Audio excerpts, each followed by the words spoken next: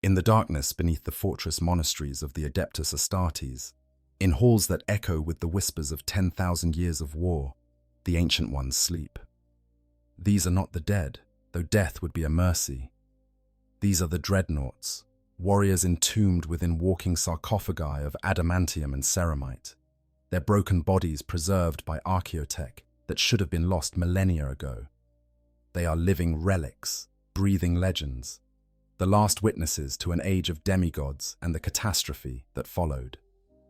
Among them, there are those who walked beside the Primarchs themselves. They fought in the Great Crusade, when humanity's gene-forged sons strode across the galaxy like titans of myth. They stood in the shadows of beings who could level cities with a gesture, whose very presence could bring mortal men to their knees. They watched as these living gods built an empire spanning millions of worlds, and they watched as half of them tore it all down in the most devastating civil war the galaxy has ever known. These ancient dreadnoughts possess something incredibly rare in the grim darkness of the far future: actual memory of the time before the myth. They knew the Primarchs not as the sanitized legends carved into chapel walls, but as flesh and blood commanders with all the flaws and failings that word implies. They witnessed moments of weakness, poor judgment, catastrophic mistakes, and towering pride. They saw the cracks in the facade long before those cracks became chasms that swallowed entire legions whole. And yet, when these ancient warriors are awakened from their slumber, when tech marines perform the sacred rites to rouse consciousness that has drifted through centuries of dreamless sleep, when young space marines gather to hear tales of the glorious past, the dreadnoughts speak only in reverent terms. They recount battles won and enemies slain. They describe the Primarchs as near-perfect beings, touched by the Emperor's own hand, flawless in their execution of humanity's manifest destiny among the stars. The criticisms, the doubts, the bitter truths that surely must lurk in memories spanning 10 millennia remain unspoken. This silence is not an accident. It is not mere forgetfulness, though the ravages of time and the torment of their existence certainly play their part. The refusal of ancient dreadnoughts to speak honestly about the Primarchs' failures represents something far more complex and far more tragic. It is a silence born of loyalty and horror, of necessity and despair, of faith that has been tested past the breaking point and somehow held. It is a silence that reveals more about the Imperium of man than 1,000 screaming confessions ever could. To understand why these ancient warriors will not, cannot, speak the truth about the demigods they served, we must first understand what it means to be a dreadnought. We must comprehend the weight of 10,000 years of war, the erosion of self that comes with endless centuries of awakening to find everyone you knew long dead.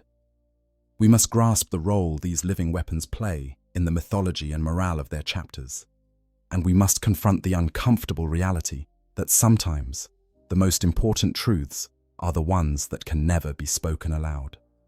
The walking tombs. What it means to be a dreadnought. Before we can understand the silence of the ancient ones, we must first comprehend the nature of their existence. A dreadnought is not simply a tank piloted by a space marine. It is a prison, a life support system, and a weapon platform all merged into one terrible whole. To become a dreadnought is to die without dying, to be granted an honor that is simultaneously the worst curse imaginable. The process begins with catastrophic injury. A space marine already possesses regenerative capabilities far beyond baseline humans. Their multiple organs, redundant systems, and genetically enhanced physiology allow them to survive wounds that would instantly kill ordinary soldiers. Yet even these extraordinary bodies have their limits. When a space marine suffers injuries so severe that even their enhanced biology cannot heal them, when organs are liquefied, limbs are severed beyond regeneration, and the body is reduced to little more than a torso and a dying brain, only then is interment in a dreadnought considered. But not just any mortally wounded space marine receives this dubious honor. Only the greatest heroes, the most skilled commanders, the warriors whose tactical knowledge and combat experience are deemed too valuable to lose, are chosen for this fate. It is presented as the highest honor a chapter can bestow, a chance to continue serving the Emperor even after death should have claimed you. In the mythology of the Adeptus Astartes, to be selected for internment is to be recognized as truly exceptional, to be elevated beyond ordinary mortality into a state of eternal service. The reality is far darker. The surgical process of interment is a nightmare of invasive cybernetics and biological horror. What little remains of the Marine's organic body is placed within an armored sarcophagus filled with amniotic fluids and life support systems. Cables and neural interfaces are threaded directly into the brain and spinal cord, creating a connection between flesh and machine that is more intimate and invasive than any mind impulse unit. The warrior's consciousness is linked directly to the Dreadnoughts' sensors, weapons, and locomotive systems, allowing them to control this massive war machine as if it were their own body. But this connection comes at a tremendous cost.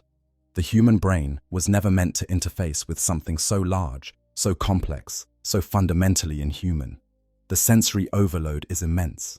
Instead of seeing through eyes, the Dreadnought perceives the world through optical sensors that provide tactical data overlays, heat signatures, and range-finding information. Instead of feeling with skin, they experience the world through force feedback systems that translate weapons fire and enemy attacks into electrical impulses their damaged neurons can interpret. Instead of moving with muscles and joints, they command pistons and servo motors with thought alone. The psychological toll is devastating. Extended periods of consciousness within the Dreadnought chassis can lead to confusion, dyschronometria, severe depression, and even full psychotic breaks. The warrior inside begins to lose their sense of self, their organic memories slowly degrading as the mechanical aspects of their existence grow to dominate their consciousness. Many Dreadnoughts report that waking up feels like drowning, like being pulled from blessed nothingness into a world of pain and mechanical sensation where everything feels wrong and alien. This is why, when not actively deployed in battle, Dreadnoughts are placed into stasis sleep. Deep within the fortress monastery, in chambers that are part armory and part mausoleum, the Ancient Ones rest in a state of suspended animation. Their organic functions slow to the barest minimum necessary to sustain life. Their minds drift in a darkness that is not quite sleep and not quite death, a void where dreams do not reach and time loses all meaning. For some, centuries can pass in what feels like moments. For others, each second of stasis is an eternity of isolation within their own trapped minds. When they are awakened, it is always with purpose. Tech Marines and chaplains perform elaborate rituals, part religious ceremony and part technical procedure, to gradually restore the Dreadnought to consciousness. As the stasis systems power down and neural pathways reactivate, the warrior within must once again confront the reality of their existence. They must remember what they have become.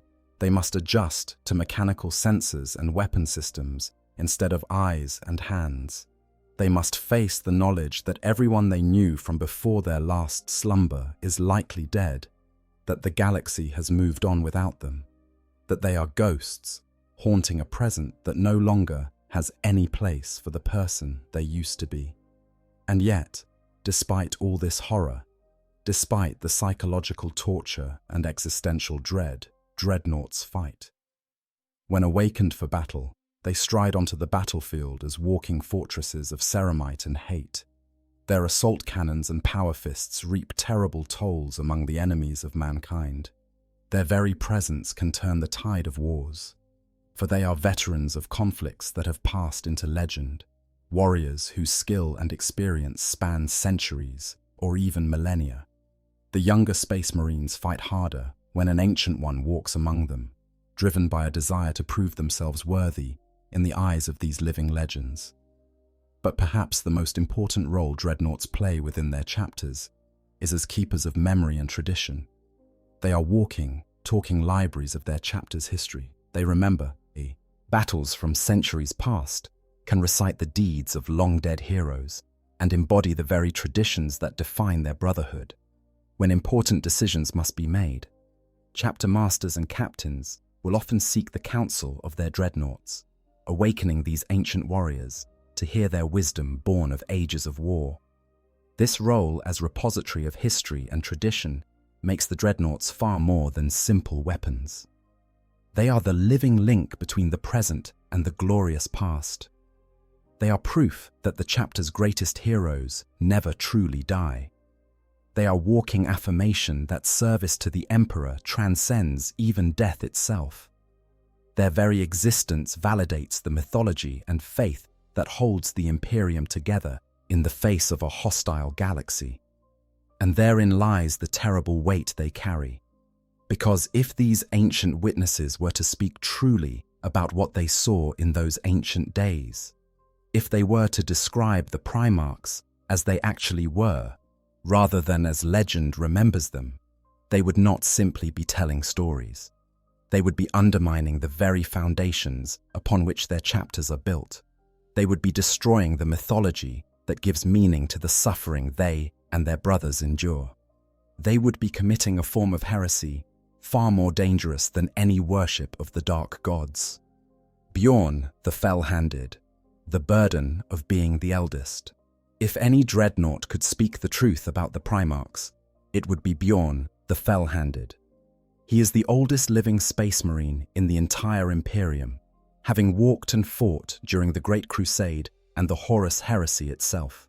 For more than 10,000 years, he has slumbered beneath the Fang, the fortress monastery of the Space Wolves chapter, awakening only once each century for the Great Feast, and in times of dire need when his chapter faces threats that require the intervention of their most ancient hero. Bjorn's credentials as a witness to history are unimpeachable. He served in the personal wolf guard of Leman Russ himself, fighting at the side of his Primarch during some of the most critical battles of the Great Crusade. He was present at the Council of Nicaea, where the fate of psychic powers within the legions was debated. He fought at the burning of Prospero, that terrible day when the Space Wolves destroyed the Thousand Suns Legion on Russ's orders.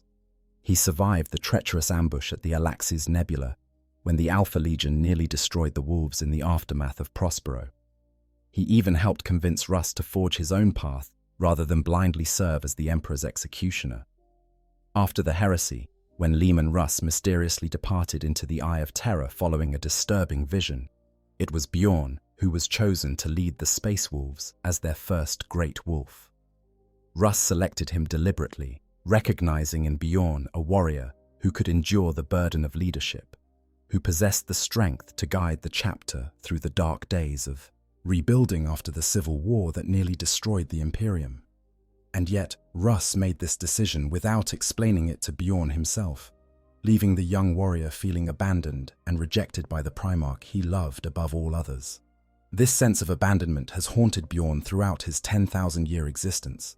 Even after being interred in a dreadnought following grievous wounds sustained in battle, even after accepting his role as a keeper of the chapter's traditions and history, Bjorn has never fully reconciled himself to the fact that Russ left without saying goodbye, without explaining why Bjorn alone among the Wolf Guard was left behind.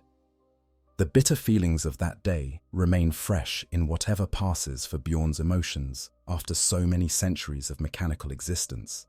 And yet, when Bjorn awakens for the Great Feast, when Space Wolves from across the chapter gather to hear him speak, he tells stories of Leman Russ with reverence and love. He recounts the Wolf King's greatest victories, his fierce loyalty to the Emperor, his role as the designated executioner among the Primarchs. He keeps alive the oral tradition of the Space Wolves, ensuring that each new generation knows the legends of their founding father. He never speaks of the doubts he must harbor, never describes the mistakes Russ made, never questions the decisions that led the Space Wolves to burn Prospero and destroy a brother legion based on false intelligence fed to them by the arch-traitor Horus himself. The satirical accounts circulating among 40k fans paint a different picture. In these darker, more cynical interpretations, Bjorn is deeply bitter about the state of his chapter.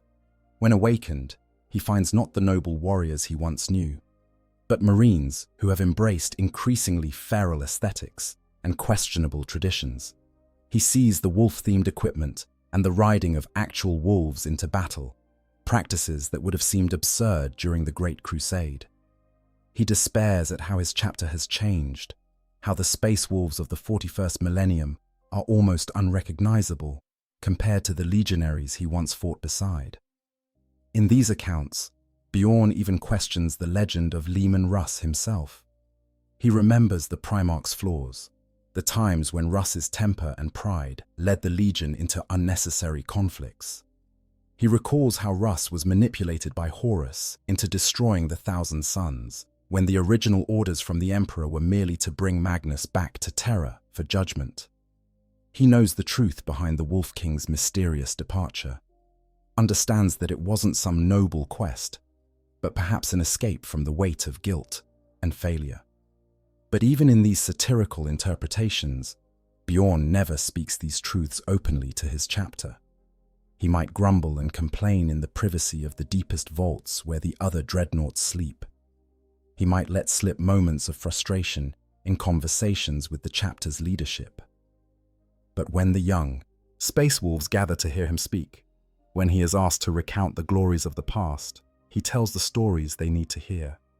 He maintains the legend even as it slowly poisons him with its weight. This duality reveals something crucial about Bjorn's position and, by extension, the position of all ancient dreadnoughts. They are trapped between two impossible demands. On one hand, they possess actual memories of the Primarchs as they truly were, complete with all their flaws and failures. On the other hand, they serve as living symbols of their chapter's glorious past, repositories of traditions and legends that must be maintained for the chapter's very survival. Consider what would happen if Bjorn were to speak honestly about Leman Russ. If he described the Primarch's mistakes, his manipulability, his role in the tragedy of Prospero, if he admitted that Russ left him behind, not as an honor, but perhaps because the Wolf King couldn't face saying goodbye to someone who knew him too well. If he revealed that the Emperor viewed the Primarchs as tools rather than sons, weapons to be used in the conquest of the galaxy without any real paternal affection, such revelations would shatter the Space Wolves. The entire chapter's identity is built around the legend of Leman Russ as the ultimate warrior, the loyal son who never wavered in his service to the Emperor. The Wolves see themselves as extensions of their Primarch's will, inheritors of his fury and nobility. To learn that Russ was fallible, that he made catastrophic errors in judgment, that he might have even been a pawn in Horus's schemes, would undermine everything the chapter believes about itself. The psychological damage would be immense. Space Marines are conditioned from their earliest days as neophytes to revere their Primarch as the perfect embodiment of what they should aspire to become. The Primarch is father, teacher, and exemplar all in one. He is the genetic source from which they are all descended, the template upon which their very bodies are modeled. To question the Primarch is to question oneself, to admit that the foundation upon which one's entire existence rests is flawed. Moreover, the practical consequences would be severe. Space Marine chapters require absolute faith and unity to function. They face threats so terrible that even a moment's hesitation can lead to annihilation. The legends of the Primarchs provide moral clarity in a universe that offers none. They serve as lodestars by which the chapter can navigate the moral ambiguity and horror of endless war. Without that clarity, without the certainty that they are following in the footsteps of a being who was righteous and true, how could Space Marines continue to prosecute the brutal wars necessary for humanity's survival? Bjorn understands this. After 10,000 years of watching his chapter evolve, after seeing generations of space wolves live and die in service to an ideal, he knows that the truth would do more harm than good. The legend of Leman Russ, however flawed or false it might be, serves a purpose far more important than historical accuracy. It gives the Space Wolves something to believe in, a standard to live up to, a connection to a past that was supposedly more glorious than the degraded present. And so, Bjorn keeps silent. He tells the stories as they need to be told. He maintains the fiction because the reality would be too devastating to bear. And in doing so, he carries perhaps the heaviest burden of any living being in the Imperium. The knowledge of how false the legends truly are, coupled with the terrible responsibility of never letting that knowledge see the light of day. The sacred myth, why Primarchs cannot be questioned, to understand why ancient Dreadnoughts will not speak against the Primarchs. We must first comprehend the almost religious significance these beings hold within Space Marine culture. The Primarchs are not merely historical figures or military commanders whose reputations might be subject to historical revision. They occupy a position in Space Marine mythology that is comparable to prophets or saints in human religious traditions, beings whose nature is fundamentally different from ordinary existence and whose wisdom and righteousness cannot be questioned without committing something akin to blasphemy. Every Space Marine chapter maintains elaborate cults and traditions centered around the worship of the Emperor and the veneration of their founding Primarch. These cults are not peripheral to chapter culture, but rather form its very foundation. From the moment a young aspirant is selected for transformation into a Space Marine, he is immersed in a world of ritual and legend, where the Primarch represents the ultimate ideal to which all must aspire. The fortress monasteries that serve as chapter headquarters are designed as much as temples as military installations. Deep within these structures lies the Reclusium, a vast chamber that serves as the spiritual heart of the chapter. Here hang the battle standards from famous campaigns, fragments of armor from fallen heroes, and the most sacred relics of the chapter's history. And here, too, are housed items associated with the Primarch himself, treated with reverence that borders on worship. For some chapters, the Reclusium contains actual physical remains of their Primarch. The Blood Angels maintain the body of Sanguinius, miraculously preserved since his death at the hands of Horus during the Siege of Terra. The Space Wolves keep the chamber where Leman Russ was last seen, maintained exactly as it was on that fateful day when the Wolf King departed forever. Other chapters possess weapons once wielded by their Primarch, armor plates bearing his personal heraldry, or even recordings of his voice delivering oaths and battle cries. These artifacts are considered holy relics of the highest order, objects so sacred that merely touching them without proper ritual purification would be considered an unforgivable violation. The chaplains who serve each chapter function as the keepers and interpreters of this Primarch cult. Clad in black armor adorned with skulls and wearing their distinctive skull-faced helms, chaplains lead their battle brothers in prayers and meditations on the Primarch's teachings.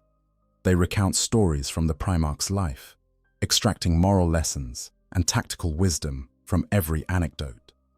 They oversee the indoctrination of new recruits, ensuring that each Space Marine internalizes the chapter's values and traditions as extensions of the Primarch's will. This indoctrination is comprehensive and begins at the earliest stages of transformation. Young aspirants who pass the initial trials to become neophytes are subjected to psychological conditioning as invasive as the biological modifications that will remake their bodies. Through a combination of hypnotic suggestion, ritual repetition, and genetic memory enhancement, they are made to internalize the chapter's beliefs on a level deeper than conscious thought. The Primarch becomes not just a historical figure they learn about, but a presence they feel in their very genes, a voice they hear in the quiet moments between battles. For many chapters, this goes even further. The gene seed implanted in each Space Marine contains genetic material derived ultimately from the Primarch himself. In a very real biological sense, every Space Marine carries a fragment of his Primarch within him. The genetic modifications that transform a human into an Astartes are based on a template created from the Primarch's own DNA. This creates a connection that transcends mere admiration or respect and enters the realm of literal kinship. The Space Marines themselves understand and embrace this connection. They refer to their Primarch as father, not metaphorically, but as a statement of genetic and spiritual fact. They see themselves as his sons, inheritors of his strength and bearers of his legacy. To criticize the Primarch is therefore to criticize oneself, to admit that the very genetic foundation of one's existence is flawed. It is an existential crisis that most Space Marines simply cannot contemplate. This reaches its most intense expression in the traditions and practices that different chapters have developed around their Primarchs. The Blood Angels, for example, live under the shadow of two genetic curses, the Red Thirst and the Black Rage, both believed to be psychic echoes of Sanguinius's death. These afflictions drive Blood Angels to madness and bloodlust, yet the chapter accepts them as part of their inheritance from their Primarch. To reject these curses would be to reject Sanguinius himself, to deny the connection that defines their existence. The Dark Angels maintain elaborate secrets about their Primarch Lion, L. Johnson, and the fall of their homeworld Caliban. The Inner Circle, a secretive group within the chapter's leadership, guards knowledge about the Pearl. Fallen, those Dark Angels who turned traitor during the Horus Heresy. The hunt for these fallen consumes enormous resources and has led the Dark Angels to abandon allies in mid-battle when word of a fallen's location reaches them. Yet questioning whether this obsession serves the Imperium's interests is simply not done within the chapter. The hunt is seen as fulfilling the Lion's final command, and thus it cannot be questioned. The Imperial Fists flagellate themselves and participate in ritual pain ceremonies as part of their devotion to Rogal Dawn. They believe that embracing pain allows them to share in their Primarch's suffering and demonstrates their worthiness as his sons. The Space Wolves embrace increasingly feral behavior and aesthetics, seeing it as connection to Leman Russ's wolf-like nature. The Salamanders engage in elaborate fire-based rituals honoring Vulcan, their Primarch, who was a master smith and craftsman. In each case, these practices are not seen as optional traditions that might be modified or abandoned if they prove counterproductive. They are sacred observances that connect the chapter to its founding Primarch. To question them would be to suggest that the Primarch's wisdom was limited, that his example might not be perfect, that perhaps the old ways are not always the best ways. For a Space Marine, such questioning is almost impossible to articulate, let alone act upon. This creates an environment where criticism of Primarchs is not merely discouraged, but literally unthinkable for most Space Marines. The psychological conditioning, the genetic connection, the religious significance, all combine to make the Primarchs into figures who exist beyond ordinary moral evaluation. They are not men who might be judged, but demigods whose actions, by definition, must have been righteous, even if their reasoning is beyond mortal comprehension. And the Dreadnoughts, as keepers of chapter tradition and living links to the past, are expected to embody and reinforce this mythology more than any other. When they speak of the Primarchs, they are not offering historical analysis, but rather performing a sacred function, connecting the present to the glorious past through the power of their testimony. They are living proof that the legends are true, that the chapter's greatest days really happened, that the Primarch was everything the stories say he was. To break this role, to admit that the Primarchs were flawed or that their decisions led to disaster, would be to commit the most profound betrayal imaginable. It would be to take the one thing that gives meaning to the endless suffering and sacrifice of Space Marine existence, the belief that they serve a noble cause inherited from a perfect father, and reveal it as a lie. The psychological devastation would be total, not just for the chapter, but for the Dreadnought himself. Because here is the deepest truth. The Dreadnoughts need the myth as much as anyone. After 10,000 years of horror, of watching everyone they ever knew die, of being trapped in a mechanical tomb, awakening only to kill, the belief that it all serves a greater purpose inherited from a being of perfect nobility, is the only thing that makes their existence bearable. To admit that the Primarchs were merely powerful but flawed individuals would be to admit that all the suffering has been for nothing, that they are not noble warriors carrying on a sacred legacy, but simply weapons wielded by an uncaring Imperium that sees them as nothing more than useful tools. The myth must be maintained not despite the horror, but because of it. The worse the reality, the more necessary the beautiful lie becomes. The Primarchs were not gods, cataloguing the failures. To understand what the ancient Dreadnoughts are not saying, we must first examine what the Primarchs actually were. Brilliant but deeply flawed creations who, despite their superhuman capabilities, remain tragically susceptible to very human failings. The Horus Heresy, the galaxy-spanning civil war that nearly destroyed the Imperium and killed billions, was not caused by chaos alone. It was enabled and driven forward by the specific character flaws and poor decisions of beings who were supposed to be humanity's greatest champions. Let us begin with Horus himself, the War Master, the first among equals who led half the legions into damnation. Before his corruption by chaos, Horus Lupercal was considered the most capable of all the Primarchs, the one the Emperor trusted above all others to lead the Great Crusade in his absence. Yet even before chaos whispered in his ear, Horus displayed flaws that made him vulnerable to manipulation.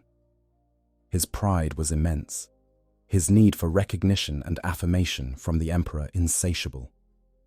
When the Emperor withdrew to Terra to work on his secret projects, leaving Horus to command the crusade, the Primarch felt simultaneously honored and abandoned. More crucially, Horus lacked the vision to see beyond immediate concerns. When presented with the Emperor's plan to transition the Imperium from military conquest to civilian governance, Horus reacted with petulance rather than understanding.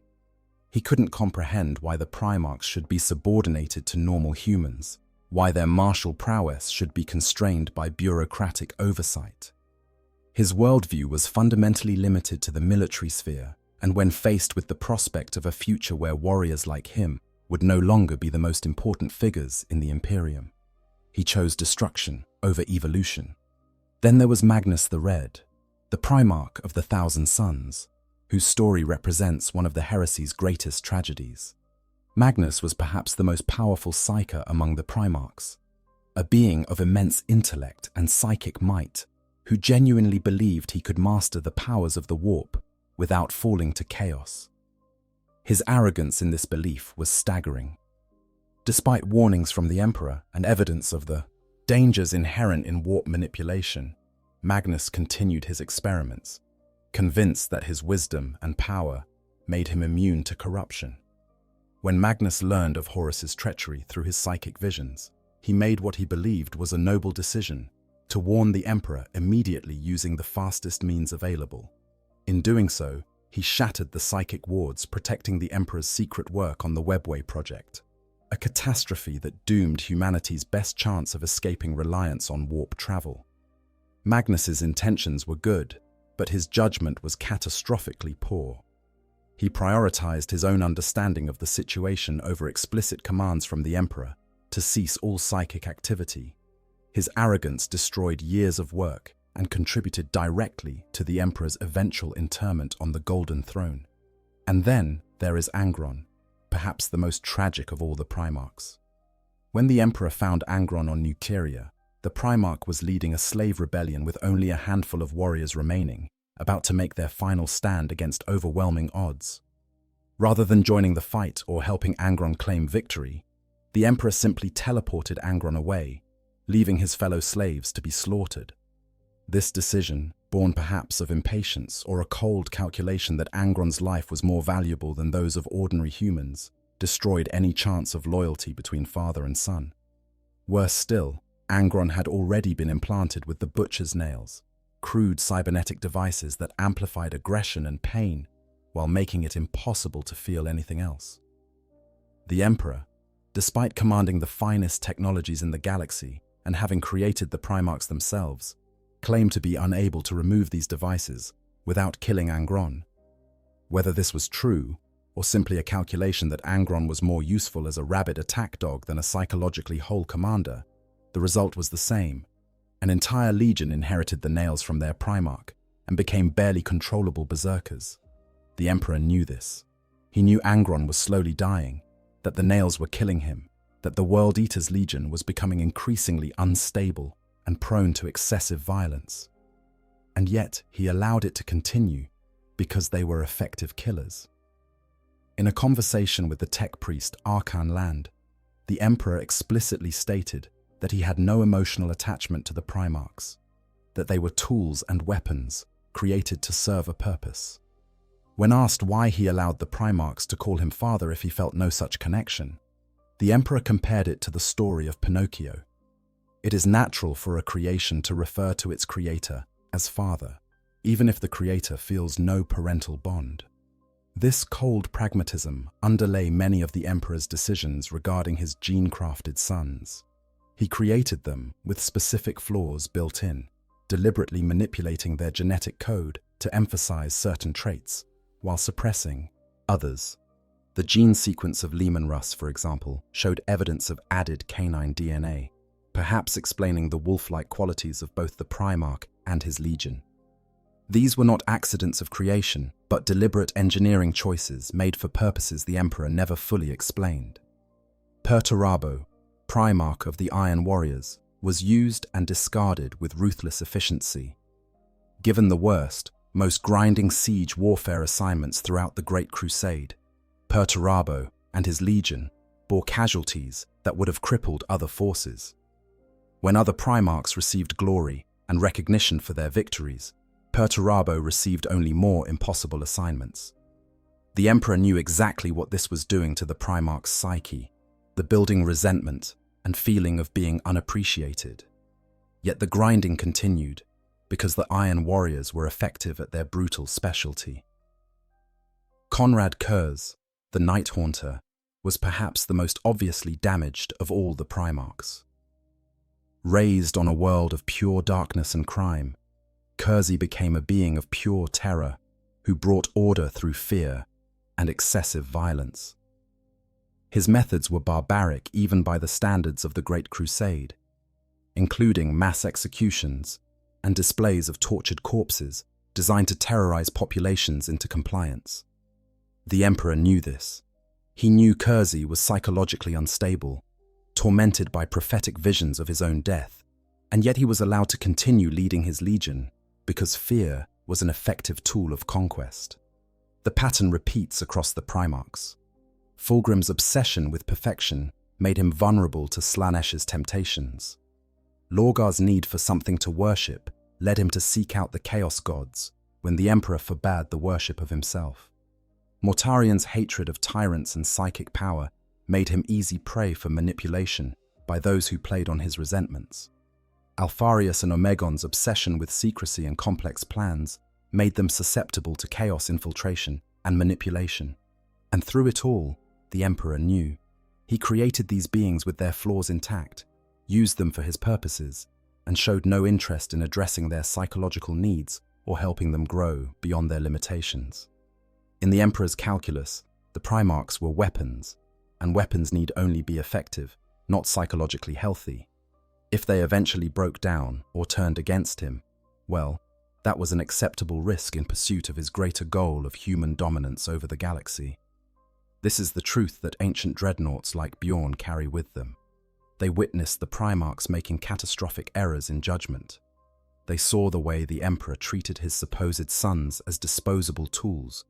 They watched as pride, arrogance, resentment, and unaddressed psychological trauma combined with chaos manipulation to tear the Imperium apart.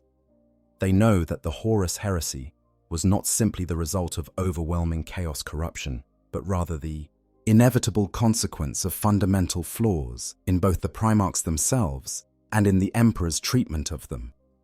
To speak these truths would be to reveal that the foundation myths of the Imperium are built on lies.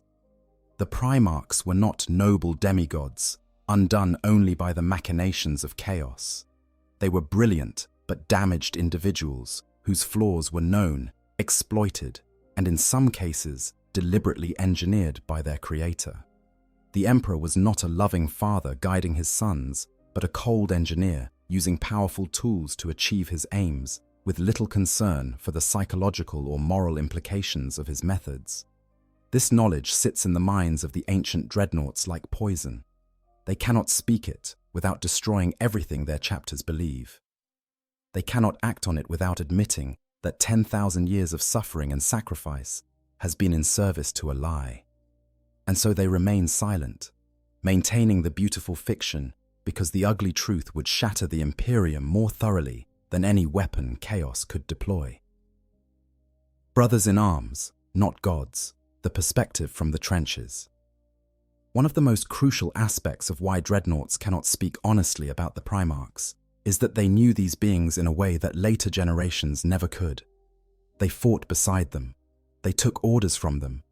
They witnessed them in moments of weakness and failure that were never recorded in official histories. For the dreadnoughts who served during the Great Crusade and Horus Heresy, the Primarchs were not distant, mythological figures, but rather very real commanders with all the strengths and failings that implies. Consider what it meant to be an ordinary space marine in the presence of a Primarch during the Great Crusade. Yes, these beings were physically imposing, standing head and shoulders taller than even the enhanced bulk of an Astartes. Yes, their presence inspired awe and commanded automatic respect. Their charisma was a tangible force that could rally shattered armies and turn the tide of battles through sheer force of personality. But they were also just officers, strategists who made decisions that could be second-guessed, commanders whose plans sometimes failed. When Horus ordered the assault on a heavily fortified world, there were moments when the warriors doing the actual fighting wondered if there might be a better approach. When Angron led his World Eaters in yet another headlong charge that would result in massive casualties for questionable strategic gain, his own legionaries must have harbored doubts about their Primarch's sanity. When Magnus dismissed concerns about his extensive use of warp powers, the 1,000 sons who followed him had to wonder if their gene father truly understood the risks he was taking with their very souls.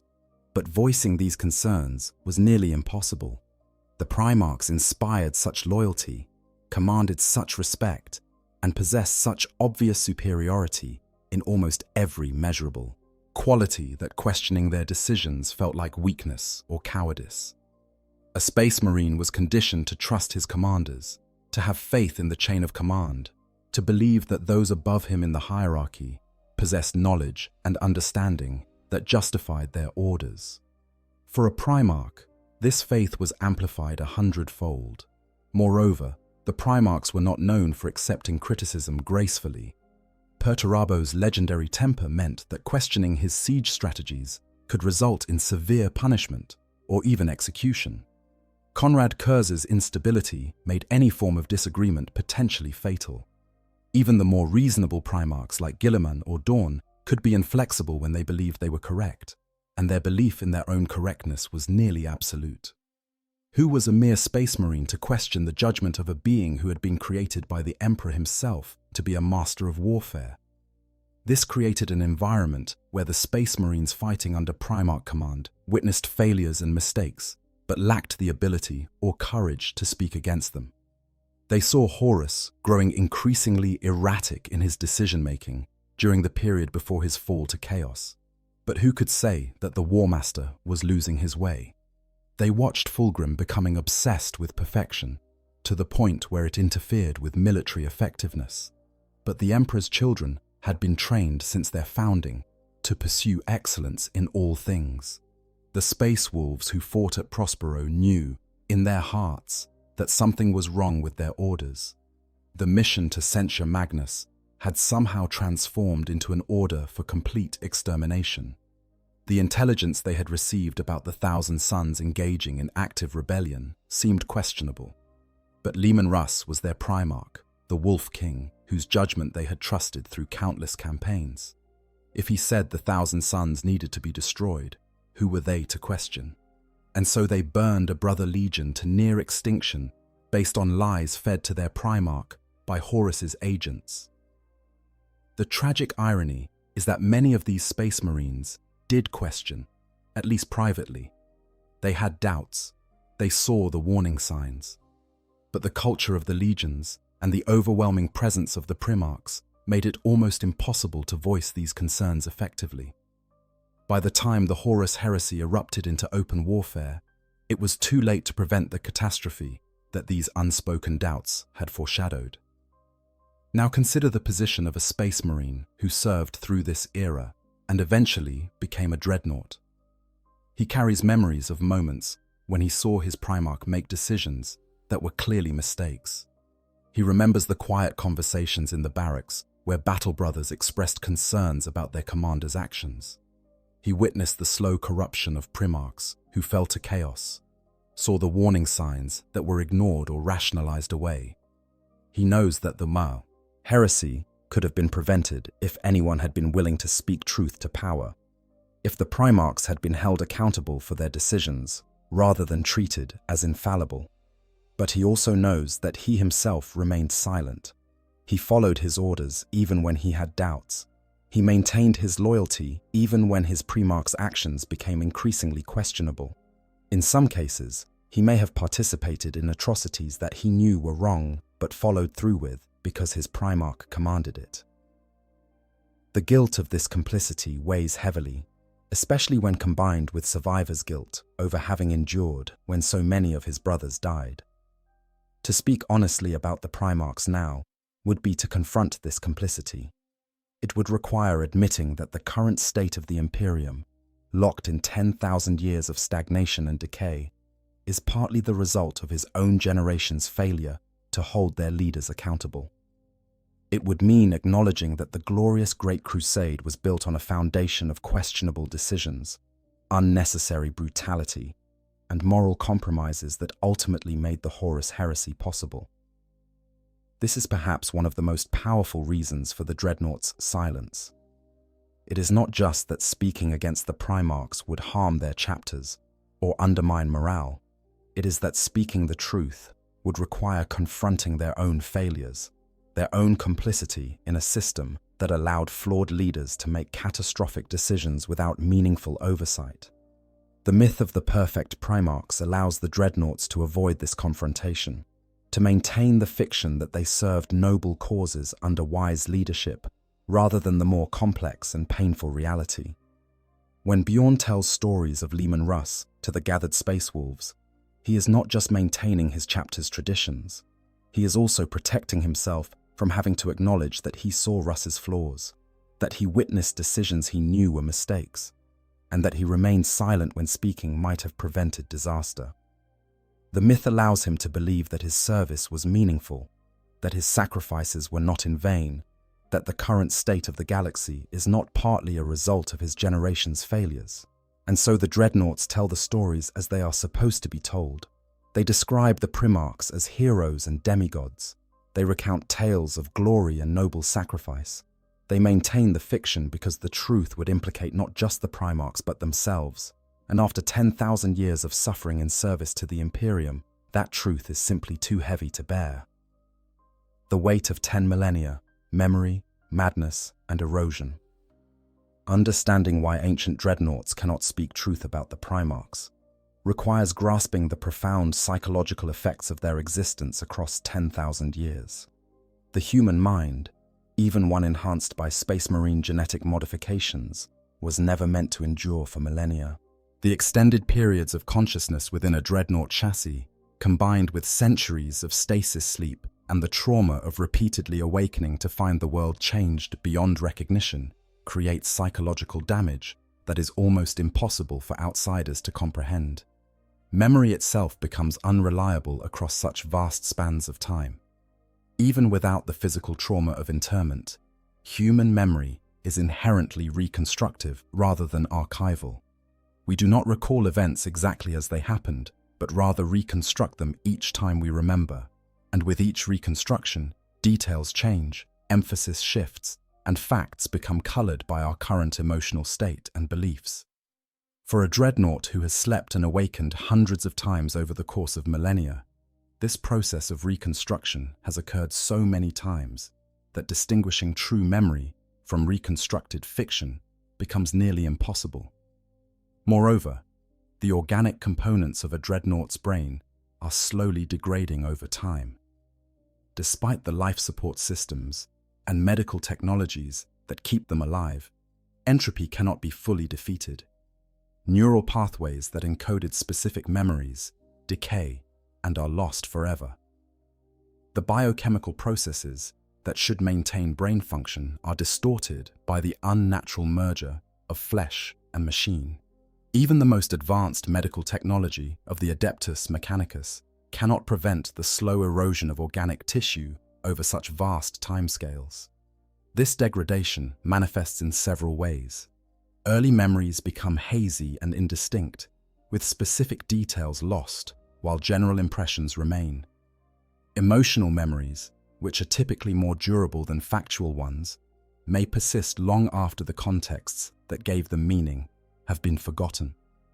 A dreadnought might remember feeling betrayed by a Primarch's decision, but no longer recall the specific circumstances or reasons for that feeling. This creates a confused emotional landscape where strong feelings exist without clear justification. Time perception itself becomes distorted. When a dreadnought is placed in stasis for a century, that time passes in what feels like an instant. Upon awakening, the warrior finds that everyone he knew is dead, that the chapter has evolved in ways he might not recognize, that wars he considered urgent have been resolved or forgotten entirely. After experiencing this disorientation dozens or hundreds of times, the very concept of linear time begins to break down. Past, present, and future blur together into a jumbled confusion, where it becomes difficult to determine when specific events occurred or in what order. This temporal confusion is exacerbated by the nature of stasis sleep itself. Unlike normal sleep, where dreams can provide mental processing and memory consolidation, stasis is a true void of consciousness. The dreadnought simply ceases to exist for subjective experience, then suddenly exists again with no transition, no warning, no gradual return to awareness. It's as if the warrior blinks and entire centuries have passed. The psychological toll of this repeated cessation and restoration of consciousness is profound and poorly understood, even by the tech priests who maintain the dreadnoughts. Additionally, the merger of organic consciousness with mechanical systems creates its own forms of psychological strain. The dreadnought's brain must constantly interpret signals from mechanical sensors, translate thought commands into hydraulic and electrical impulses, and maintain a sense of embodiment in a shell that is fundamentally alien to human psychology. Over time, many dreadnoughts report feeling their sense of self beginning to fragment. They experience confusion about where their organic body ends and the mechanical chassis begins. Some begin to think of themselves as machines that happen to contain a human brain rather than humans encased in mechanical bodies. This identity confusion extends to their memories of who they once were. A space marine who has been a dreadnought for several millennia may find it difficult to remember his life before interment. The physical sensations of having an organic body, moving with muscles and joints instead of servos and pistons, perceiving the world through eyes instead of optical sensors, all of this fades into abstraction. The memories remain in some form, but they lose their visceral quality, becoming more like stories someone told them rather than experiences they actually lived through. The psychological literature on dreadnoughts, such as it exists, documents numerous cases of what might be called dissociative fugue states. During these episodes, the dreadnought loses coherent sense of when or where they are. They might mistake the current year for one century's past, address space marines who have been dead for generations as if they were still alive, or become confused about which campaign they are currently fighting. These fugue states are more common in older dreadnoughts and tend to worsen with each awakening. Given all of this cognitive and psychological degradation, How reliable can a Dreadnought's memories of the Primarchs actually be? When Bjorn speaks of Leman Russ, is he recounting actual memories or reconstructions built over 10,000 years of retelling? Has he forgotten the specific instances of Russ's poor judgment while retaining general positive impressions? Do his feelings of abandonment and bitterness color his memories to the point where he can no longer accurately assess what actually happened versus what he feels should have happened? The uncomfortable truth is that even the most ancient dreadnoughts cannot be fully trusted as historical witnesses, not because they are dishonest, but because human memory simply cannot maintain fidelity across such vast timeframes. The specific criticisms they might have had of their Primarchs, the particular instances of poor judgment or moral failing they witnessed, have likely been lost to the erosion of time.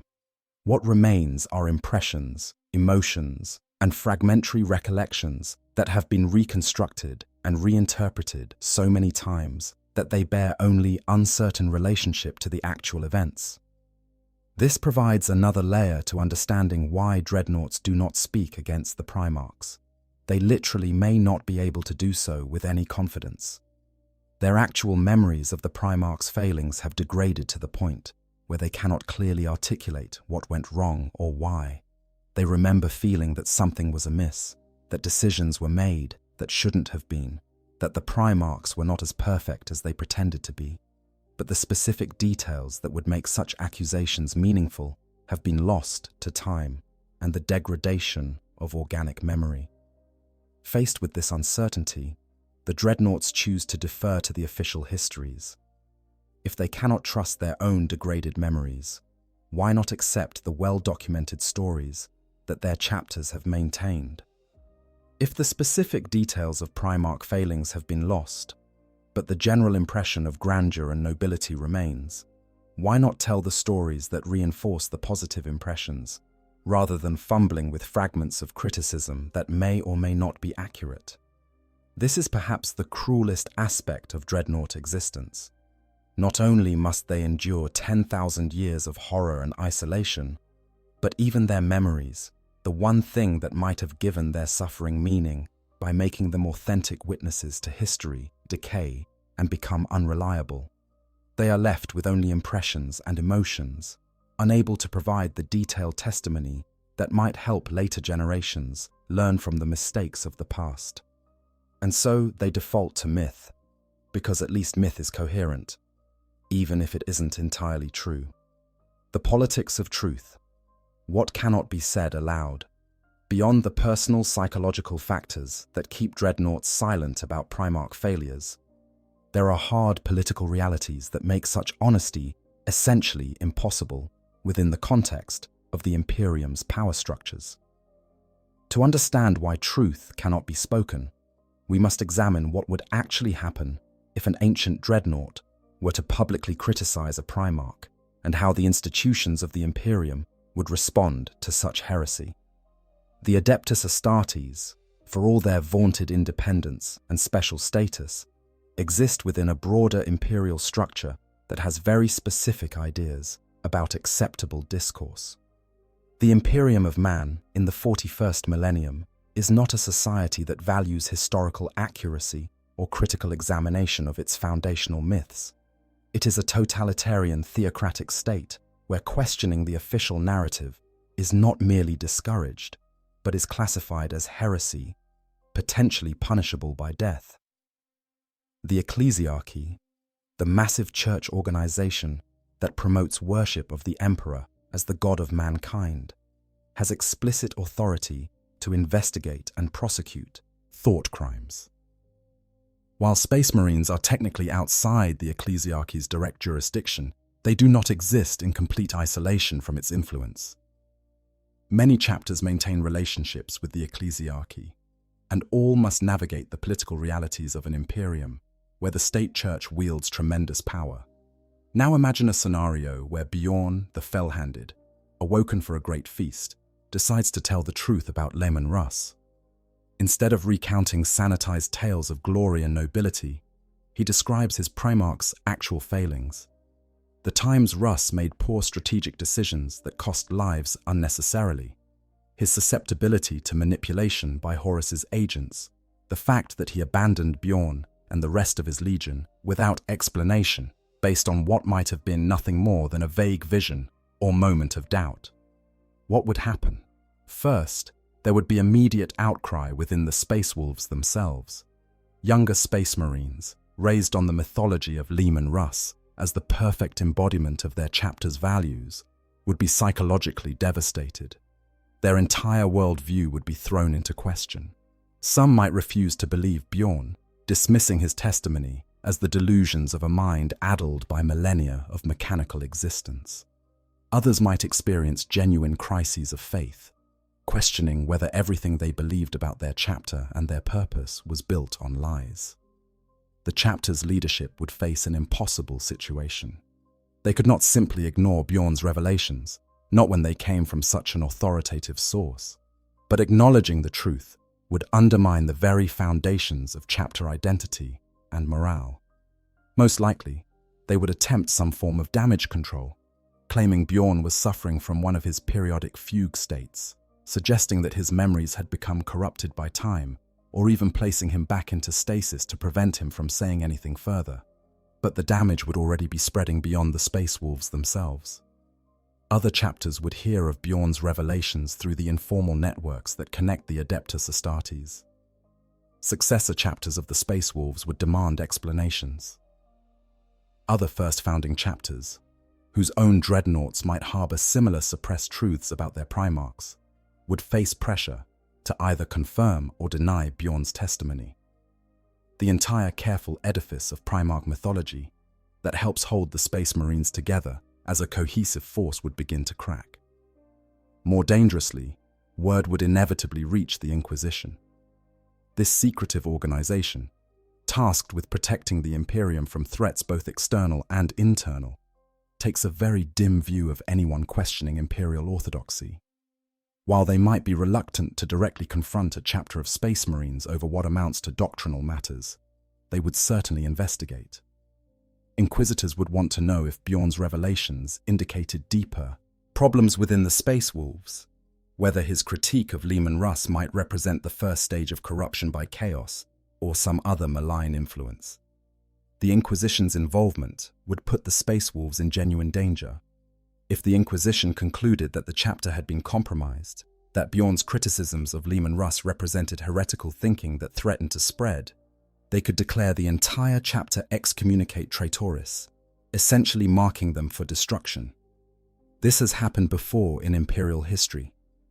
Entire chapters have been obliterated because the Inquisition decided they represented a threat to Imperial unity. Even if the situation did not escalate to such extremes, the political fallout would be severe. The Space Wolves would find themselves under increased scrutiny, their actions questioned, their loyalty constantly tested. Other Imperial institutions might be less willing to cooperate with them. Resources and support that were previously granted, as a matter of course, might suddenly become difficult to obtain. The chapter would be weakened not through any military defeat, but through political isolation and suspicion. And what of Bjorn himself? The kindest fate he could hope for would be permanent stasis, never to be awakened again lest he spread his dangerous truths. A harsher response might involve having his sarcophagus opened and what remains of his organic body granted the Emperor's peace, a euphemism for execution. The chapter would lose its most ancient hero and living link to Leman Russ, all because he chose to tell the truth rather than maintain the comfortable fiction. Consider also the precedent such honesty would set. If one ancient dreadnought can criticize his Primarch publicly, what stops others from doing the same? Suddenly, every chapter would have to worry about what their dreadnoughts might say upon awakening. The ancient warriors who were supposed to be sources of wisdom and inspiration would instead become potential sources of devastating heresies. Chapters might choose to leave their dreadnoughts in permanent stasis rather than risk such revelations. This creates a situation where truth becomes literally too dangerous to speak. Not because it isn't true, not because it wouldn't be valuable for later generations to learn from the mistakes of the Primarchs, but but because the political and social structures of the Imperium cannot tolerate that level of honesty. The Imperium runs on myth and propaganda. Its very survival depends on billions of people believing lies about the Emperor's divinity, the righteousness of imperial conquest, and the perfection of its foundational heroes. The Dreadnoughts understand this reality, even if they never articulate it explicitly. They know that speaking the truth would not lead to enlightenment and reform, but rather to suppression and punishment. They know that their honesty would not help the Imperium, but would instead harm their chapters and accomplish nothing except personal martyrdom for the sake of a truth that no one wants to hear. And so they participate in the lie. They tell the stories as they are supposed to be told. They praise the Primarchs and maintain the mythology because the alternative is to destroy themselves and their chapters for no practical gain. It is a calculated silence, born not of cowardice, but of pragmatic recognition that some truths are too dangerous to speak in a society built on necessary fictions. Rare moments of honesty, when the mask slips. Despite all the pressures towards silence, despite the psychological and political barriers against speaking honestly about the Primarchs, there have been rare moments throughout Imperial history when Dreadnoughts have allowed hints of truth to slip through.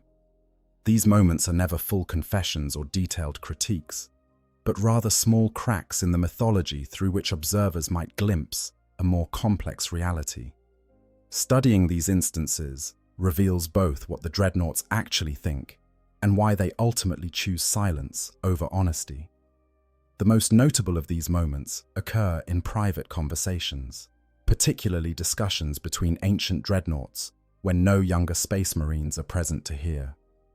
In the deep vaults beneath fortress monasteries, where multiple Dreadnoughts might be awakened simultaneously for some great crisis, these ancient warriors sometimes speak to each other with a candor they would never display to their younger brothers.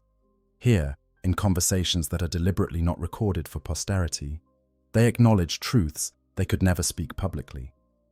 We know of these conversations primarily through second-hand accounts. Tech Marines who overheard fragments while performing maintenance, chaplains who caught snatches of discussion before the Dreadnoughts realized they were being observed, or even from the Dreadnoughts themselves, who occasionally reference these private talks in oblique ways.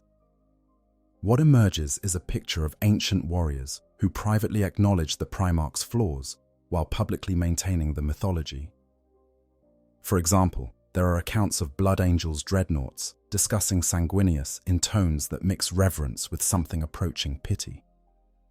They speak of their Primarch as a being who bore terrible burdens, who knew he was doomed to die at Horus's hands, and yet walked willingly into that fate. But they also hint at questions about whether this doom was truly inevitable, or whether Sanguinius's death might have been avoided if he had made different choices, if he had been willing to compromise his rigid honor or to accept help from his brothers. These conversations never become critiques exactly, but they acknowledge a complexity to Sanguinius that is absent from public discourse about him. The Blood Angel's mythology paints their Primarch as a perfect angel who sacrificed himself heroically. The private conversations among Dreadnoughts suggest a more nuanced picture of a being trapped by his own nobility, unable to compromise or adapt, ultimately destroyed by the very qualities that made him admirable. Similarly, there are fragmentary accounts of Iron Hand's Dreadnoughts discussing Ferrus Manus with something that might be disappointment. Their Primarch charged rashly into battle against Fulgrim during the Dropsite massacre on Istvan V, ignoring tactical considerations in his rage and grief over his brother's betrayal. This impulsiveness led directly to Ferrus's death and the near destruction of his legion. The Iron Hands have built elaborate philosophical systems around the idea that flesh is weak and must be replaced with mechanical augmentation. But this arguably stems from their need to process their Primarch's all-too-human failure. In private, the Iron Hands Dreadnoughts apparently discuss this more openly. They acknowledge that Ferrus Manus made a catastrophic mistake, that his emotional response to Fulgrim's betrayal overrode his tactical judgment, that a cooler head might have prevented the disaster that followed. But they frame this as a teaching about the weakness of flesh, and the value of logical, mechanical thinking, rather than as a direct criticism of their Primarch. Even in private, they must find ways to reconcile the truth with loyalty to their Genefather's memory. Perhaps the most striking example comes from Bjorn himself. In certain accounts, when awoken in the company of other dreadnoughts from different chapters, when speaking to equals, rather than to space wolves who would be devastated by his honesty, Bjorn has been known to express his bitterness more openly. He acknowledges feeling abandoned by Leman Russ, questions the wisdom of various decisions the Wolf King made, and even hints that he believes Russ's mysterious disappearance might have been an escape from the weight of his failures rather than some noble quest. But these moments of honesty are always constrained and controlled. Bjorn never makes these statements in any context where they might be widely disseminated. He never allows his doubts to be recorded for posterity or repeated to those who might be harmed by them. The cynical truth remains a private burden, shared only with those who already carry similar burdens and who understand why these things cannot be said aloud. There have also been cases of dreadnoughts who attempted to speak more openly about the Primarch's failings and faced consequences for doing so. The specific details of these incidents are often suppressed, but references to them appear in various texts and oral traditions. Ancient dreadnoughts who became unreliable or unstable in their testimony. Warriors who had to be placed in permanent stasis because they could no longer be trusted to maintain chapter morale. In the most extreme cases, whispers of dreadnoughts who were quietly destroyed because the truths they spoke were too dangerous to allow any possibility of spread. These cautionary examples serve to reinforce the silence. Every dreadnought knows, whether through direct knowledge or simply through understanding the political realities of their situation, that there are limits to what can be said. The mythology must be maintained not because it is true, but because the Imperium cannot function without it. Those who threaten that mythology, even with truth, become threats themselves and are dealt with accordingly. Interestingly, some of the most revealing moments come not from what dreadnoughts say, but from what they conspicuously do not say. When asked direct questions about certain events or decisions by Primarchs, there are documented cases of dreadnoughts changing the subject, claiming memory failure, or providing answers that are technically true but carefully avoid addressing the actual question asked. This evasion itself is revealing, suggesting that the dreadnought knows something problematic but chooses not to share it. For instance, when Blood Angel's dreadnoughts are asked about the specific circumstances that led to Sanguinius fighting Horus alone, rather than with support from other Primarchs or forces, they often become vague about details. When Space Wolves' dreadnoughts are questioned about the burning of Prospero and whether there were any doubts about the righteousness of that action, they focus on the courage and skill displayed rather than addressing the underlying moral questions. This selective amnesia is itself a form of testimony, an admission through omission that there are aspects of these events that cannot be comfortably discussed. What all these rare moments of honesty reveal is that the dreadnoughts are not ignorant of the Primarch's failings. They carry the knowledge of what actually happened, or at least fragments of that knowledge degraded by time but still recognizable. They are capable of critical thought about their Genefathers and the decisions those beings made. But they have made a conscious choice, or perhaps had that choice made for them by the weight of institutional pressure and political necessity, to keep that critical perspective private. The silence is not ignorance or blind faith, but rather a calculated decision about what truths can be spoken and which must be buried for the greater good. Whether this calculation is correct, whether maintaining the mythology serves the Imperium better than confronting uncomfortable truths about its founding heroes, is a question the dreadnoughts themselves probably cannot answer with certainty. But they have chosen their path, and they walk it consistently, maintaining public fictions while harboring private doubts that will likely die with them when their sarcophagi finally fail and grant them the peace of true death. The Emperor's truth, what the Ancient Ones know. Perhaps the most devastating secret that ancient dreadnoughts carry is not about the Primarchs specifically, but rather about the emperor's true relationship with his gene-crafted sons. This knowledge, if widely known, would undermine not just the mythology surrounding individual Primarchs, but the entire foundational narrative of the Imperium itself. It is the most dangerous truth of all, and the one that the Dreadnoughts guard most carefully. The official narrative, as taught throughout the Imperium, is that the Emperor created the Primarchs as his beloved sons. He scattered them across the galaxy, searched tirelessly to find them again, reunited with them in moments of joyful recognition, and gave them command of his Space Marine legions as their rightful inheritance. The relationship is painted as genuinely paternal, with the Emperor acting as a loving but stern father, guiding his sons toward their destiny as humanity's champions. But those who were actually there during the Great Crusade, who witnessed the Emperor's interactions with the Primarchs directly, saw something very different. The ancient Dreadnoughts know what many in the Imperium do not, or cannot allow themselves to acknowledge. The Emperor felt no paternal affection for the Primarchs. They were not his sons in any meaningful sense. They were weapons he had crafted for a specific purpose, tools to be used in the conquest of the galaxy, and he viewed them with all the emotional attachment one might have for a particularly well-made sword. This truth comes from multiple sources, but perhaps most devastatingly from the Emperor's own words, as recorded during his conversation with Archon Land about Angron and the Butcher's Nails. In this private discussion, the Emperor explained explicitly that he had no emotional attachment to the Primarchs. They were created to serve mankind as tools and weapons, not as children or successors. When Land asked why the Emperor allowed the Primarchs to call him father if he felt no such bond, the Emperor's response was chilling in its pragmatism. It is natural for a creation to refer to its creator as father, even if the creator feels no corresponding parental emotion. This revelation recontextualizes everything about the Emperor's relationship with the Primarchs.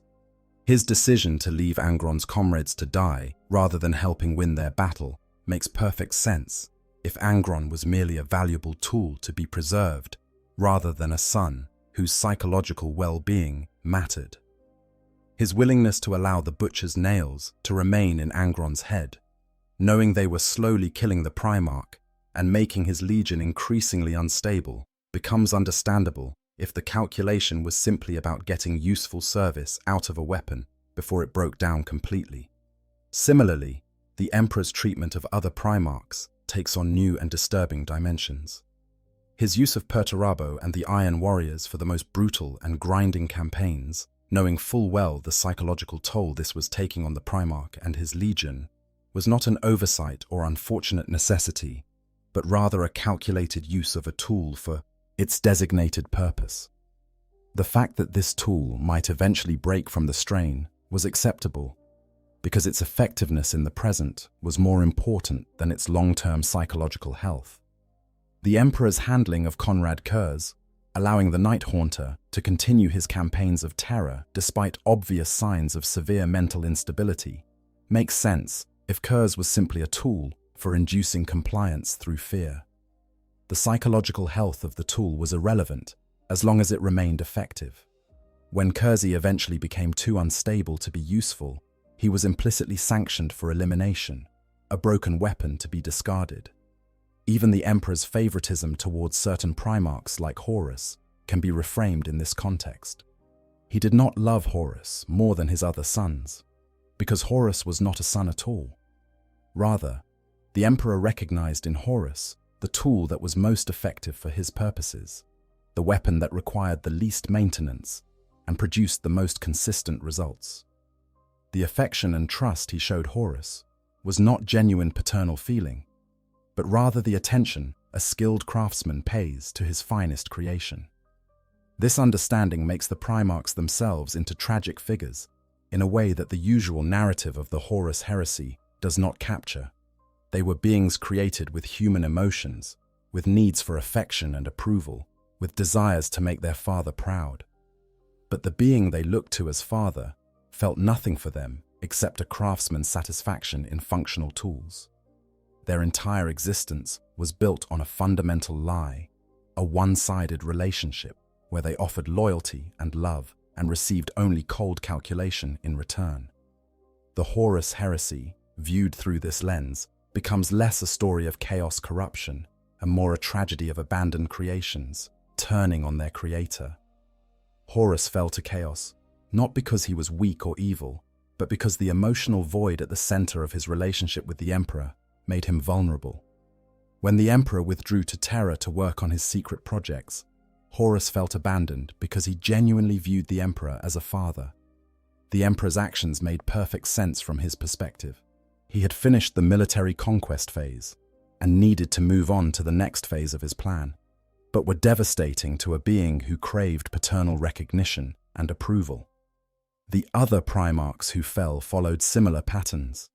Mortarion rebelled partly because he felt used and discarded, sent to prosecute brutal campaigns without recognition or thanks. Angron's resentment stemmed from the Emperor's refusal to help him save his fellow slaves, a decision that made perfect sense if Angron was a weapon to be preserved, but was incomprehensible if he was supposed to be a son. Magnus's fall was enabled by his desperate attempts to prove his worth to a father who viewed him only as a useful tool that had unfortunately malfunctioned. Even the loyal Primarchs suffered under this dynamic.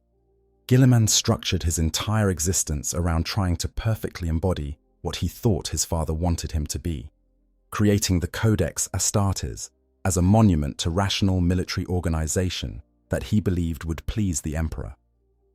Dorn's rigid adherence to his duty, to the point of self-destructive stubbornness, stemmed from a need to prove himself worthy in his father's eyes.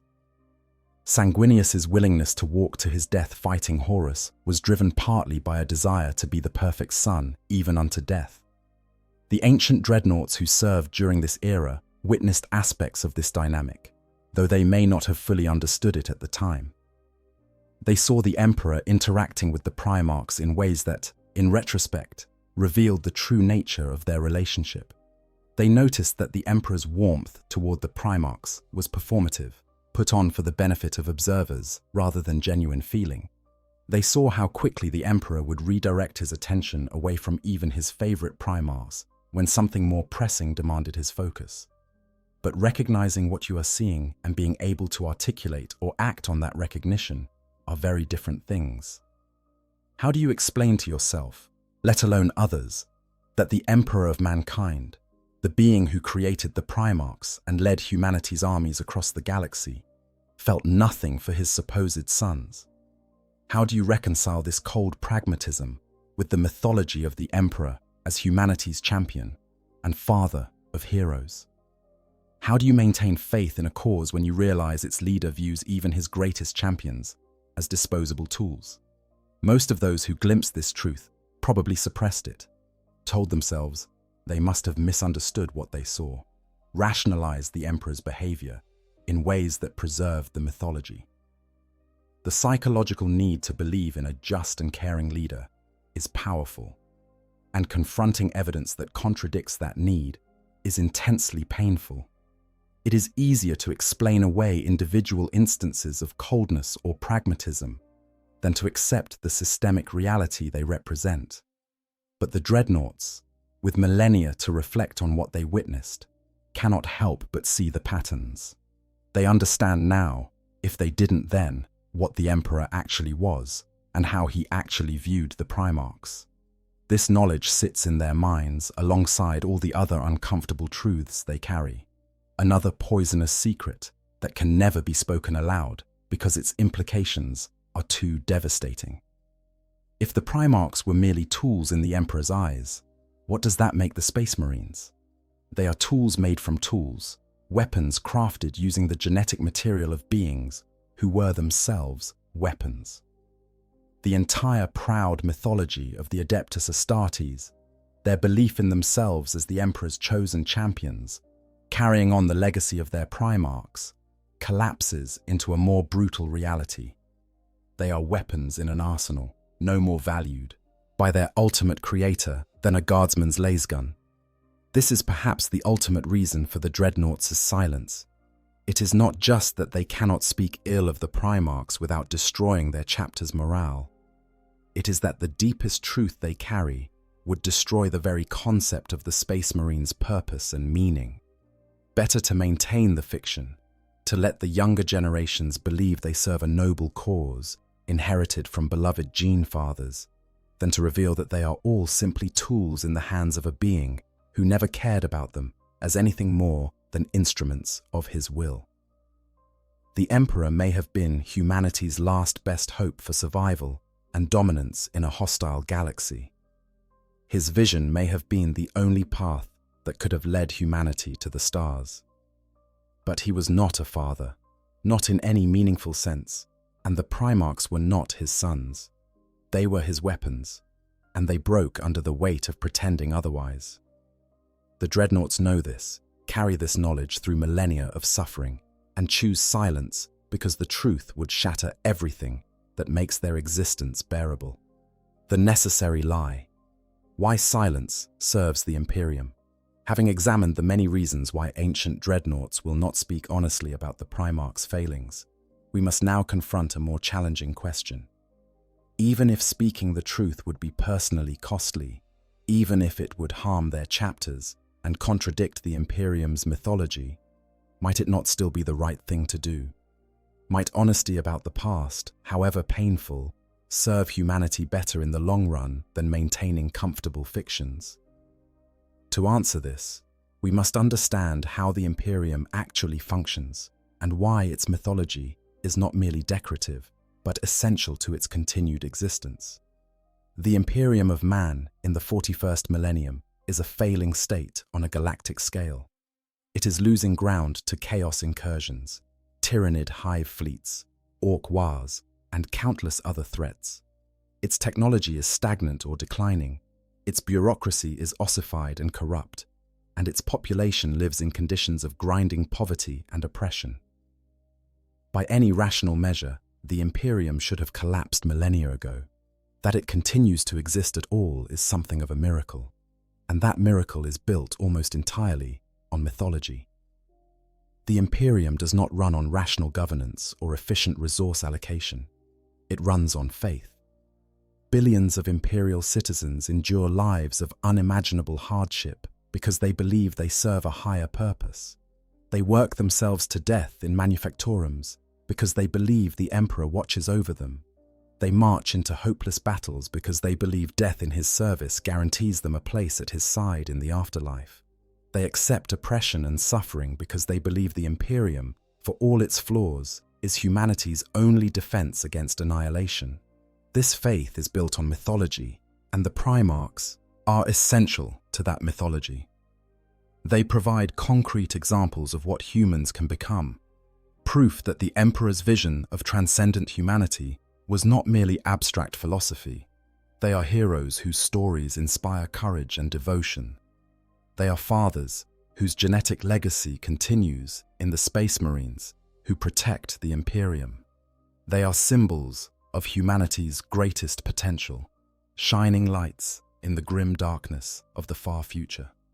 If the truth about the Primarchs were widely known, if humanity learned that these supposed heroes were deeply flawed beings who made catastrophic errors in judgment, that half of them betrayed humanity out of pride and weakness, that the Emperor himself viewed them as disposable tools rather than beloved sons, the psychological impact would be devastating. The faith that holds the Imperium together would crack, and once faith begins to crack, collapse follows rapidly. Consider what would happen if Imperial citizens learnt the truth about the burning of Prospero. The Space Wolves, held up as examples of loyalty and duty, destroyed another Space Marine legion based on false intelligence. They killed tens of thousands of loyal servants of the Emperor because they were manipulated by traitors. This act of fratricide, more than almost any other single event, demonstrated how easily the Primarchs could be turned against each other and set the stage for the wider heresy. But the official narrative frames Prospero as a tragic necessity, the censure of a legion that had fallen to dangerous heresy. The Space Wolves were merely doing their duty as the Emperor's executioners. Leman Russ acted righteously, even if the outcome was tragic. This narrative allows the Space Wolves to maintain their identity as loyalists and allows other imperial institutions to trust them. If the truth were known, if it were widely acknowledged that the Space Wolves destroyed a loyal legion because Horus successfully manipulated Russ, the Space Wolves' reputation would be shattered, and with it a significant portion of the Imperium's military strength. Or consider what would happen if the truth about Angron and the Butcher's Nails became common knowledge. Here was a Primarch who was ruined by technology that even the Emperor could have removed, but chose not to, who was forced to serve despite his clear desire for death, whose suffering was exploited for military advantage. Here was a case where the Emperor's cold pragmatism destroyed a Primarch and his entire legion, and he knew it would and did it anyway. This revelation would force uncomfortable questions about the Emperor's nature and priorities, questions that the Imperium cannot afford to have its citizens ask. The same applies to every other Primarch failure. Fulgrim's fall to Slaanesh because of his obsession with perfection, Perturabo's turn to chaos because he felt unappreciated and used, Magnus's catastrophic error that doomed the Webway project, Horus's susceptibility to corruption. Despite being the Emperor's chosen war master, all of these truths reveal flaws not just in individual Primarchs, but in the Emperor's judgment and methods. They suggest that the current state of the Imperium, locked in eternal stagnation and decline, might not be the result of inevitable tragedy, but rather of specific, avoidable mistakes made by beings who were supposed to be wise beyond mortal comprehension. But acknowledging this would require the Imperium to confront the possibility that its foundational narrative is flawed, that the Emperor and Primarchs were not perfect beings whose wisdom must be followed without question. It would require admitting that the current structure of the Imperium, inherited from decisions made during the Great Crusade and heresy, might not be optimal. It would open the door to questions about whether the Imperium might be better served by different approaches, different strategies, different priorities.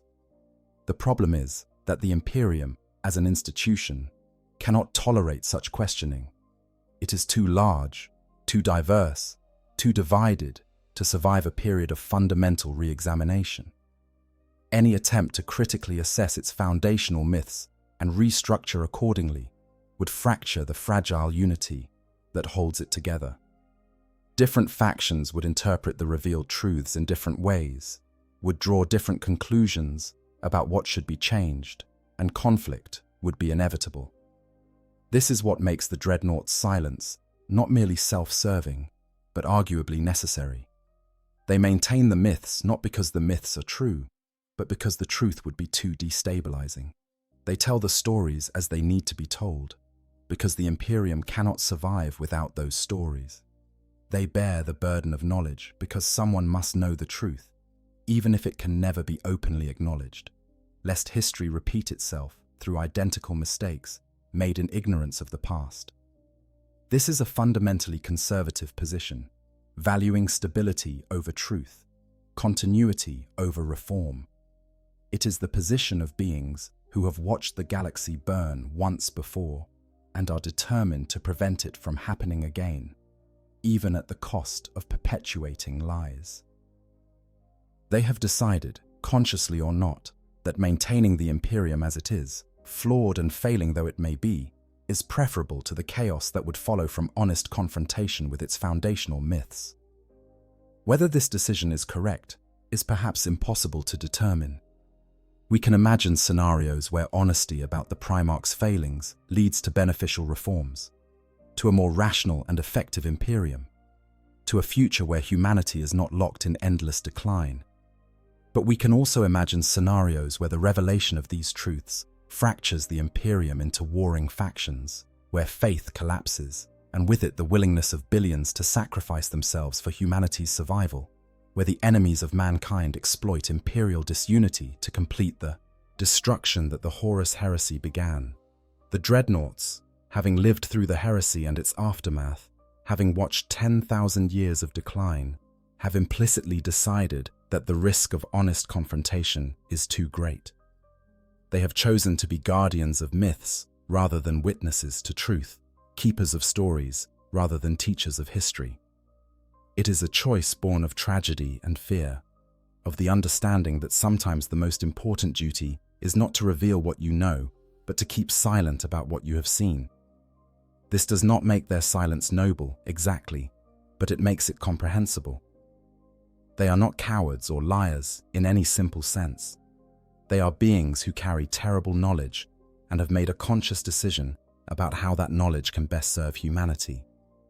Whether they are right or wrong in this decision, whether the Imperium would be better served by truth than by myth, is a question that may not have a clear answer, but it is the decision they have made, and they have held to it through millennia of suffering. Conclusion. The last witnesses who will never testify.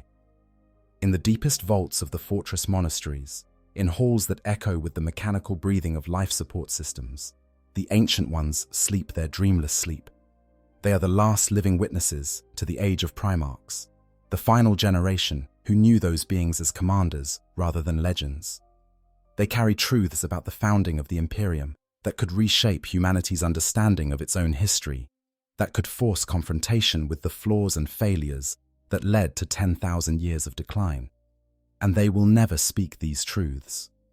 Not because they have forgotten, though time has surely eroded many specific memories. Not because they are ignorant, though the degradation of organic memory across millennia makes certainty difficult. Not because they are cowards, though speaking would be personally costly. They remain silent because they have decided, through bitter experience and hard calculation, that the myth serves humanity better than the truth. This silence is the last great sacrifice these warriors make. They have already given their bodies, shattered beyond recovery, and entombed in walking sarcophagi. They have already given their humanity, spending more time as machines than as men, their consciousness repeatedly extinguished and rekindled across centuries. They have already given their connections to the world, watching everyone they ever knew die, while they continue in a half-life that serves purposes they may no longer fully understand or believe in. But this final sacrifice, the suppression of truth for the sake of social stability, may be the most difficult of all. To know that the heroes you served were flawed, that the cause you suffered for was built on lies, that the system you continue to defend is perpetuating cycles of failure inherited from mistakes made millennia ago, and to remain silent about all of this is a burden that goes beyond physical suffering. It is a moral and psychological weight that would crush a normal human mind. The Dreadnoughts endure this burden because they believe they must, because they have seen what happens when faith collapses and unity fractures, because they remember the Horus heresy and are determined never to allow such catastrophe to occur again, because they understand that in the grim darkness of the far future, comfortable lies may be more essential to humanity's survival than uncomfortable truths. Whether they are correct in this assessment is a question each observer must answer for themselves. There is nobility in the idea that truth should always be spoken, regardless of consequences, that lies, even well-intentioned ones, ultimately cause more harm than good, that humanity would be better served by honest confrontation with its history. But there is also wisdom in recognizing that not all truths serve constructive purposes, that some knowledge is too dangerous to share, that sometimes the most responsible action is to maintain stories that provide meaning and purpose, even if they are not entirely accurate. The ancient Dreadnoughts have chosen their path. They have become guardians of necessary mythology, keepers of dangerous truth that they will never share, witnesses to history who will never fully testify. When they speak of the Primarchs, it is with reverence and praise. When they recount the glorious past, it is in terms that inspire and uplift. The criticisms they harbor, the doubts they carry, the knowledge of how flawed and human the Primarchs actually were, all of this remains locked within their decaying organic brains, secrets that will die with them when their sarcophagi finally fail. This makes them perhaps the loneliest beings in the entire Imperium. They cannot share their true thoughts with their chapter brothers, who would be devastated by such honesty. They cannot speak frankly even with other Dreadnoughts, except in the rarest and most private moments, because the risk of such conversations being overheard or recorded is too great. They are surrounded by warriors who revere them, who hang on their every word, who see them as living links to a glorious past. And yet they are fundamentally isolated because the truths they carry can never be fully expressed. And so they endure, awakening from stasis to find themselves in a galaxy that has moved on without them, telling stories that are true enough to serve their purpose, even if not entirely accurate, maintaining traditions and beliefs that they know are built on shaky foundations. They do this not because they are deceived or ignorant, but because they have decided that this is how they can best serve humanity in its darkest hour. They are the silent watchers, the keepers of inconvenient truth, the guardians of myths they know are false. They are the last generation who fought beside demigods and lived to see those gods fall. And they will take their truths to the grave, maintaining until their final moment the beautiful fiction that allows the Imperium to continue its eternal war against the darkness. When the next ancient dreadnought is awakened, when the tech marines perform their sacred rituals and consciousness gradually returns to a warrior who has slept through decades or centuries, when the young space marines gather to hear wisdom from an age they can barely imagine, the stories will be told as they have always been told. The Primarchs will be described as heroes and demigods, wise leaders who built an empire across the stars. The failures and flaws will go unmentioned. The catastrophic errors of judgment will be rationalized or ignored, and the truth about what these beings actually were will remain locked away where it cannot harm the faith that holds the Imperium together.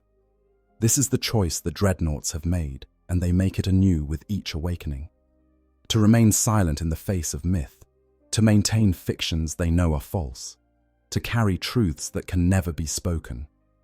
It is a heavy burden, perhaps the heaviest any warriors have ever borne, but they bear it willingly, because they believe they must. And so the ancient Dreadnoughts will never describe how bad the Primarchs truly were.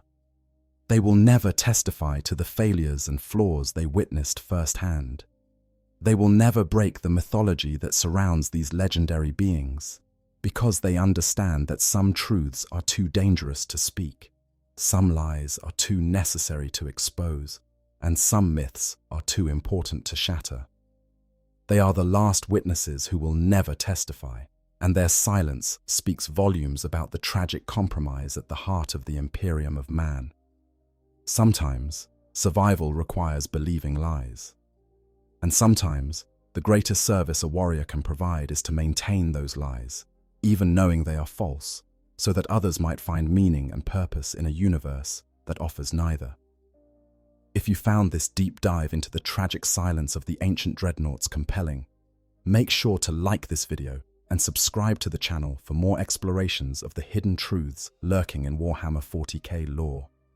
The galaxy is dark, and the truths it holds are darker still, but together we can illuminate the shadows and understand the terrible compromises that keep humanity alive in its darkest hour.